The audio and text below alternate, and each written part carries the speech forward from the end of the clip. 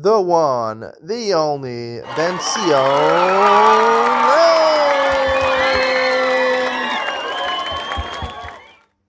Good morning and welcome to Yeshiva YouTube Table Enabled Shulchan Aruch Yomi as we conclude another week, Simon Reish Nun Hey, 255 Hilchos Shabbos. Achanas Ha'esh Kodem Achanas Shabbos. You want to have a fireplace for Shabbos.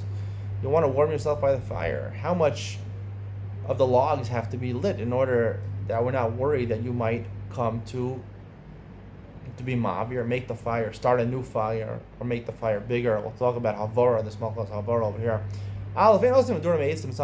You can't make a fireplace right before sunset.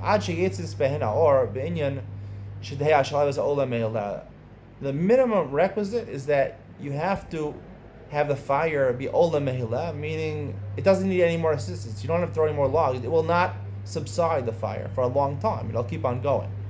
All right, you don't have to put in more wood. If it's only one log of wood, it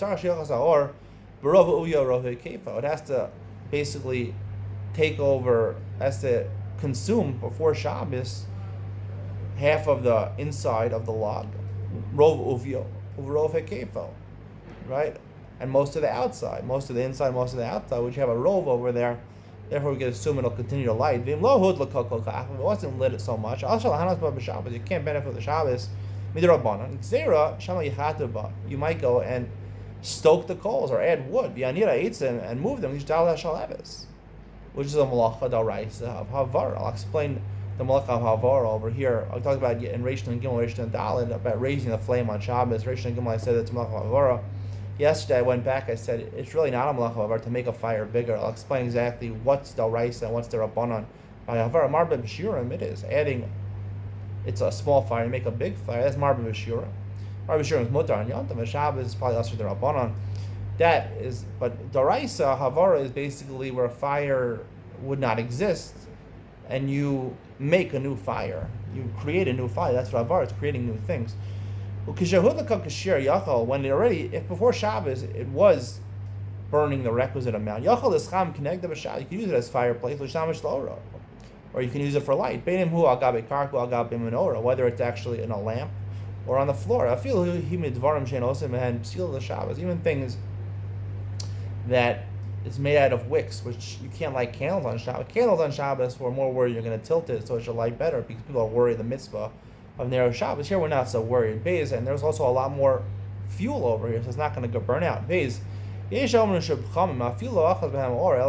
you have coals, charcoal. Yeah, but it's lighted, it's lit a little bit, shari.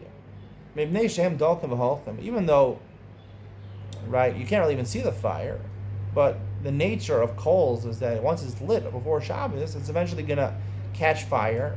If you don't do anything, that's the point. It's going to catch fire and do anything.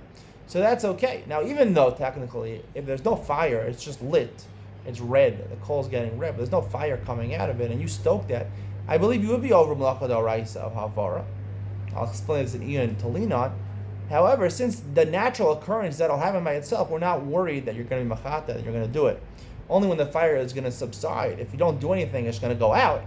Then we're worried about mavir. Gimel, medura shel zefes, shel gafres, shel kash, v'gvava. Let's say you have fireplace. You have some zephes or gafres, some sulfur, some tar, kash, v'gvava, I mentioned, straw, or modern days be electricity. I feel even if it is a little bit shari. Again, if your fuel is reeds or the pits of dates, when they're spread out. If you have a basket full of pits, or you have reeds in a bundle together, there you need the fire to basically continue without subsiding by itself, because in those things it's very easy for the fire to go out. The first case is when they're scattered around, so it most likely won't go out. Some say the opposite, which makes a lot more sense to me.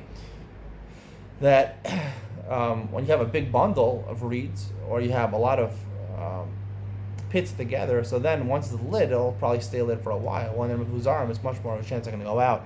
That's why I would say yesham behepech. That's really should be the halacha.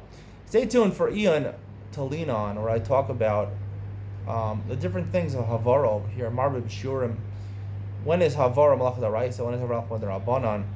I'll explain that Ian to lean on coming up next.